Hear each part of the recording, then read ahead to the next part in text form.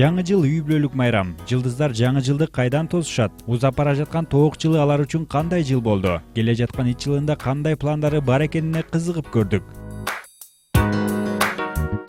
Чыгармаларын жаш кары дебей тыңдаган кыргыз эстрадасынын мега жылдызы Нурлан Насип жыл сайын жаңы жылды көчөдөн тосуп калчумун дейт. Быйыл белде бекем бууп, жакындарын чогултуп, туугандары менен бирге өткөрүүнү пландап жатыптыр. Жаңы жыл күнү үйгө 12-де үйгө жетишпеген учурлар көп болот. Көчөдөн тосуп калган учурлар болуп калат. Анткени биз ошол учурларда элдин кызматында болуп калабыз. Площадьте концерттерде көп ырдайбыз жаңы жыл күнү.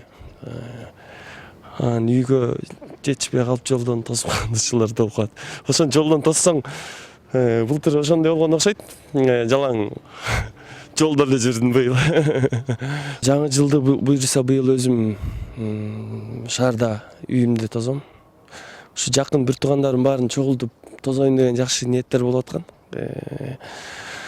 Аларды баарын үйгө чакырып, кичинекей кезимде шаардан кеткениме 10 жылдан ашып калыптыр. Ошондуктан багы үйдөгүлөр менен чогултуруп бир жаңы жылда жакшы дасторкон жазып олтуралы деген ниеттер болуп аткан. Ошону Кудай кааласа ушул жылы ишке ашырып, үйдөгүлөр менен, бир туугандар менен олтуруп, жакшы сүйлөшүп, жаңы жылда олтурсак деген жакшы ниеттер бар, Кудай кааласа. Ырчы үчүн узап бара жаткан жыл жемиштүү жыл болгон. Бала кезинен бери кыялданган максаты ишке ашып, бир нече өлкөлөргө саякаттап келген. Мындан сырткары чыгармачылыгында хитрларды жаратып, жеке концертин өткөргөн. 2017 жыл өтө саякаттоо жыл болду десем болот. Анткени жыл башында ушу Түштүк Кореядан башталган, анан Европанын 7-8 мамлекетке, Дубайга, Турциянын көп шаарларына концерт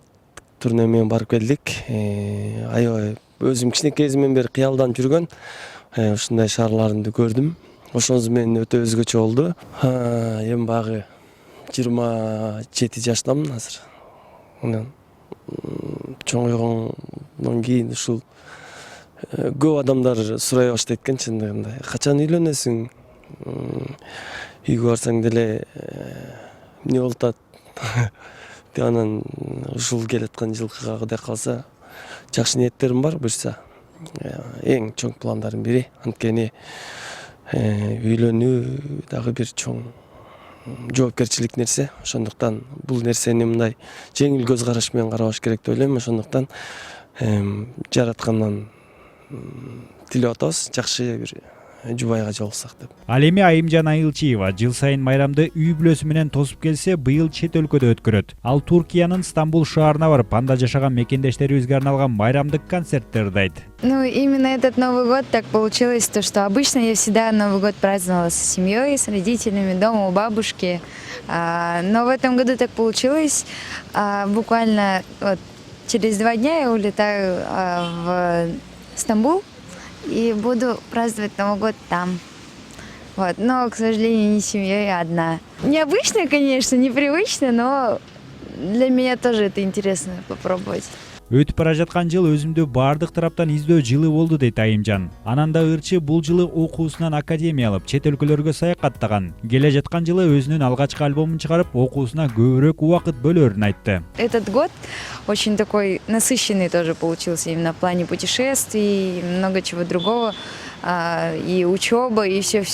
Стараюсь совмещать, но все равно на следующий год есть более уже масштабные планы. Это, конечно же, наконец выпустить свой сольный альбом. Это укрепиться именно в плане учебы, так как из-за того, что первый курс очень непривычно и сложно, как и, определиться вообще в себе, кем я хочу быть, чего я на самом деле хочу. Посмотреть еще больше стран, постараться, чтобы и моя семья увидела и съездила в другие страны, повидали то, что я видала.